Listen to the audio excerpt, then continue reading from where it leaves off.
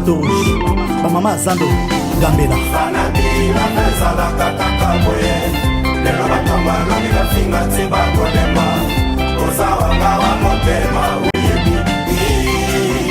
PDG Piste Mouabine, Océan Tanzo. Ah ouais, Bakolemba Mama.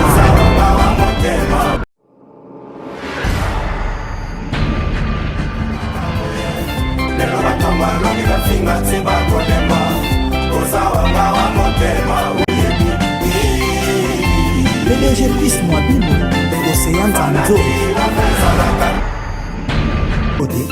Maman Château Rouge, Maman Zando, Gambela.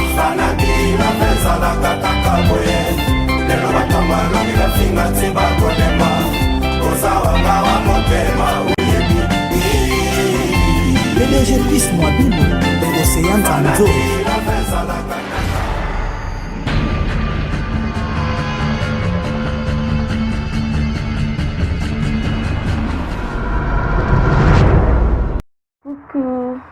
Bonjour mes fans, ici c'est Queen Fanabi, Queen Fana Ba Beauté, journaliste Nabino, journaliste avec ses ans RD Congo Info. Bon, ça fait vraiment longtemps, l'équipe avait émission T, l'équipe n'a matanga, mais bon là c'est bon, tous les gens la moussala on est en train de les langues sans polémique. Si je suis là, ce n'est pas pour rien. Comme vous savez, Queen Fanabi a ça l'académie, son pas en bâti. Sur une salle émission, ça veut dire qu'il y a quelque chose. Affaire Kofi Olomide et de sa danseuse, pardon. Oui, l'équipe, là, c'est votre Koubeta concert en Abaou. Moi, j'ai vu la vidéo, on a tous vu des vidéos, comment Kofi Olomide a bêti danseuse naïe, a bien, sabot ou bien quoi. Mais bon, j'ai vu les gens comment ils ont condamné Kofi, j'ai vu les gens comment ils ont condamné Kofi.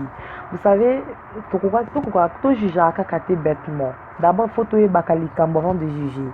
Bon, bien sûr, certes, ils ont bien été comme on a qui est papa ou bêta moi na bongo.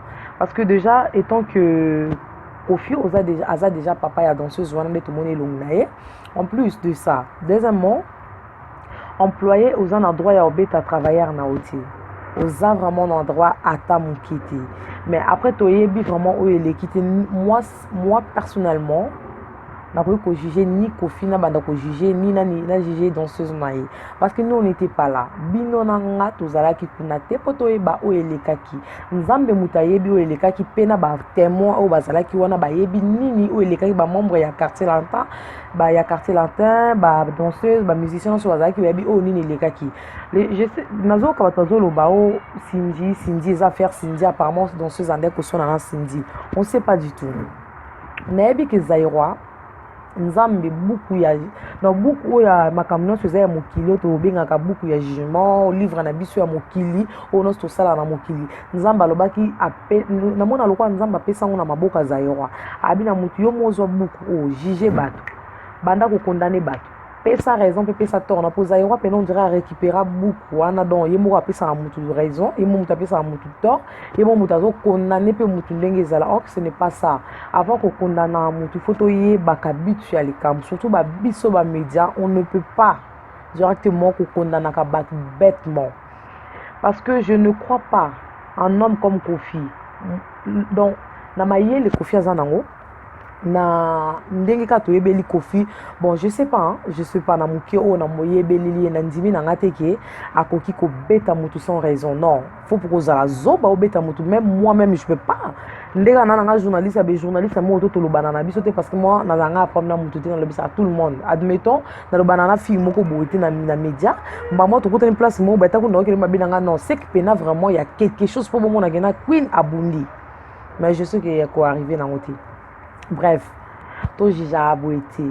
Donc c'est au asali to éviter Kofi Olomide peut éviter mais ezaka moi conseil papa na biso Kofi Olomide veut dire na biso veut dire yonde quoi. Mais basala bongo te papa. Parce que surtout zaki na Europe awa enge kinde mabe ba plante banini enge za la bien te bon on a évité o ekoleka po apparemment ba balobi dans ces asali vidéo apparemment Kofi a bisa démentir nanana. Bon, ce n'est pas grave. Ezala ba oleli Cindy, ezala sona ki na Cindy mais papa yo zali papa, baza bana na yo, baza ba travailleur na yo. likambo papa il faut que soit parti il y a deux personnes juge à malamu ayoka mato imi bala okaka te parce que non biso tout le monde va vidéo en tout cas ezalaki bien te eza soni mpona motu lokola Koffi Olomide c'est vraiment honteux komonaki motu lokola Koffi Olomide asala eloko bongo en public surtout eza mabe makasi. Merci beaucoup, c'était Queen Fanabi. Donc Queen Fana ba beauté bo mesana nango ezala nango kanga quoi, ça fait longtemps mais nazongela musala nga ndezala là je suis en mode maison na vai nanga kozoma moi. Je salue César Ngadi Kleboa.